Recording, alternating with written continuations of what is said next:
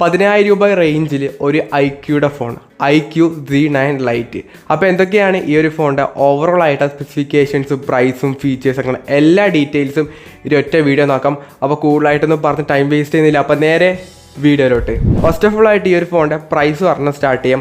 4GB 128GB ആണ് base model. ഇതിൻ്റെ normal ആയിട്ടുള്ള ആക്ച്വൽ ആയിട്ടുള്ള പ്രൈസ് എന്ന് പറഞ്ഞാൽ 10,499 ആണ്.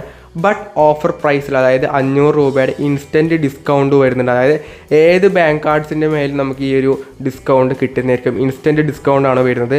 അങ്ങനെയാണെങ്കിൽ 9,999 ഈ ഒരു ഫോൺ ബേസ് മോഡൽ കിട്ടുന്നതായിരിക്കും. അത്യാവശ്യം നല്ലൊരു 10,000 രൂപ റേഞ്ചിലാണ് വരുന്നത്. അപ്പം ഇൻസ്റ്റൻറ്റ് ഡിസ്കൗണ്ട് അതും എല്ലാ കാർഡ്സും ഉള്ളത് കൊണ്ട് തന്നെ എല്ലാവർക്കും വാങ്ങുന്ന ടൈമിൽ എന്തായാലും ഈ ഒരു ഓഫറിൽ തന്നെ വാങ്ങാൻ വേണ്ടി പറ്റുന്നതായിരിക്കും. ദെൻ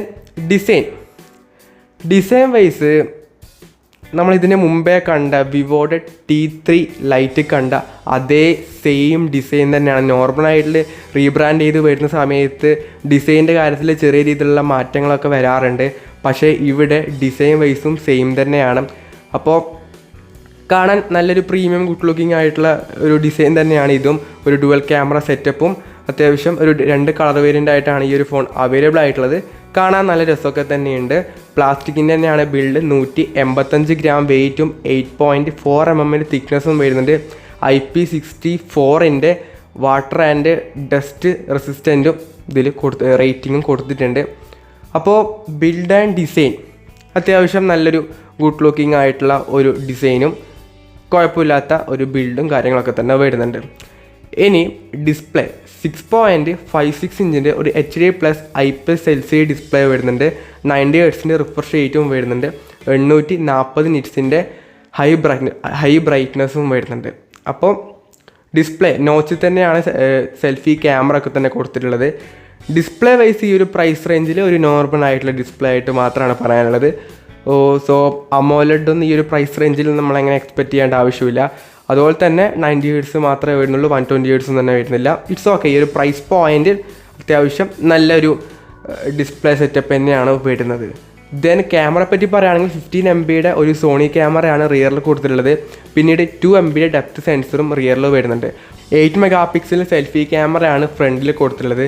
റിയർ ക്യാമറയിൽ ഫുൾ HD ആയിട്ട് 13 എപ്പിസോഡിൽ വീഡിയോസ് മാത്രമേ ഷൂട്ട് ചെയ്യാൻ വേണ്ടി പറ്റുള്ളൂ. 4K സപ്പോർട്ട് ചെയ്യുന്നില്ല. അത് ഈ ഒരു പ്രൈസ് റേഞ്ചിൽ എക്സ്പെക്റ്റ് ചെയ്യേണ്ട ആവശ്യമില്ല.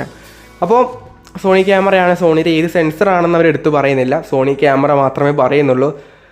അപ്പോൾ ക്യാമറ റിവ്യൂസും കാര്യങ്ങളൊക്കെ നോക്കുക. സ്പെസിഫിക്കേഷൻസ് മാത്രം നോക്കിയിട്ട് പോയി എടുക്കരുത്. ക്യാമറ റിവ്യൂസും കാര്യങ്ങളൊക്കെ തന്നെ ഡീറ്റെയിൽ ആയിട്ട് നോക്കിയിട്ട് മാത്രം ചൂസ് ചെയ്യുക. ക്യാമറ നോക്കിയിട്ട് എടുക്കുന്നവരാണെന്നുണ്ടെങ്കിൽ ഈ ഒരു പ്രൈസ് റേഞ്ച് അങ്ങനെ ക്യാമറ ബെസ്റ്റ് ക്യാമറ ഒന്നും കിട്ടില്ല. എന്നാലും മെയിൻലി ഫോക്കസിങ് ക്യാമറ ആണെങ്കിൽ നിങ്ങൾക്ക് ക്യാമറ റിവ്യൂസ് ഒക്കെ തന്നെ ഡീറ്റെയിൽ ആയിട്ട് നോക്കാം.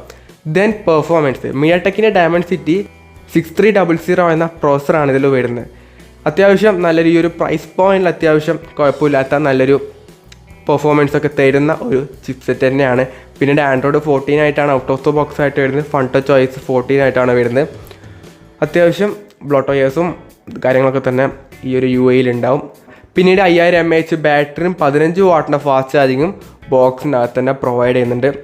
അപ്പോൾ ഓവറോളായിട്ട് ഈ ഒരു 10,000 രൂപ റേഞ്ചിൽ നല്ലൊരു ഡിസൈൻ വരുന്നുണ്ട്. ഈ ഒരു പ്രൈസ് പോയിന്റിലെ ഫോണാണെന്ന് ആരും പറയുന്നില്ല. കണ്ടാൽ അത്യാവശ്യം നല്ല ലുക്കും കാര്യങ്ങളൊക്കെ തന്നെ ഡിസൈൻ്റെ ഭാഗത്ത് വരുന്നുണ്ട്.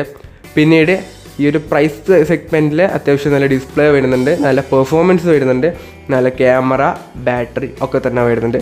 ഫാസ്റ്റ് ചാർജിങ് കുറച്ചധികം കുറവാണ്. 15 വാട്ട് മാത്രമേ വരുന്നുള്ളൂ.